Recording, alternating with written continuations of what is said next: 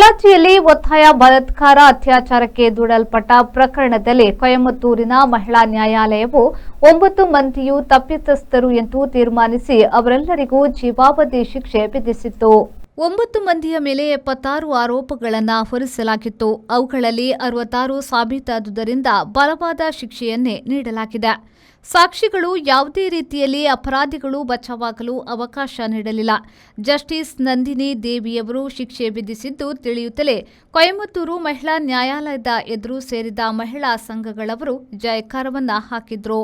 Prosecution ಪರ ವಕೀಲರಾದ ಸುರೇಂದ್ರ ಮೋಹನ್ ಅವರು ಕೂಡ ಸಂತ್ರಸ್ತೆಯರ ಪರವಾಗಿ ಗಟ್ಟಿವಾದ ಮಂಡಿಸಿದ್ರು. ಗುಂಪು ರತಿ ಕ್ರೀಡೆ ಹಾಗೂ ಮತ್ತೆ ಬಲಾತ್ಕಾರ ಈ ಎರಡು ಘೋರ ಅಪರಾಧಗಳು ಗಟ್ಟಿ ನಿಂತವು ಎಂದು ಸುರೇಂದ್ರ ಮೋಹನ್ ಅವರು ಮಾಧ್ಯಮಗಳಿಗೆ ತಿಳಿಸಿದ್ರು. 32ರ ಸಬರಿರಾಜನ್, 33ರ ಬಾಬು, 32ರ ಹರನ್ಪಾಲ್, 38ರ ಅರುಳಾನಂದಂ, 34ರ ತಿರುನಾವುಕ್ಕರಸು, 32ರ ಸತೀಶ್, 30ರ ವಸಂತ್ ಕುಮಾರ್, 32ರ ಮಣಿವಣ್ಣನ್, 32ರ ಅರುಣ್ ಕುಮಾರ್ ಈ 9 ಮಂದಿ ಶಿಕ್ಷಿತರು. ಬಂಧಿಸಲ್ಪಟ್ಟ ಹೆಣ್ಣುಗಳಿಗೆ 85 ಲಕ್ಷ ರೂಪಾಯಿ ಪರಿಹಾರ ನೀಡುವಂತೆಯೂ court ಆದೇಶವಿತ್ತಿತ್ತು. Vasudeva Stores, store for your inner needs.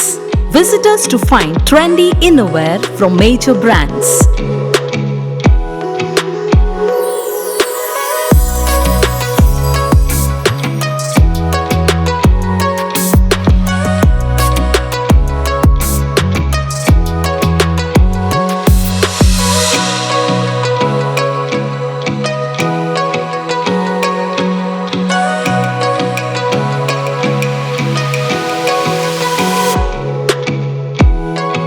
Visit Vasudeva Stores, ground floor, Ideal Towers near Sharavu Ganapati Temple, Mangaluru.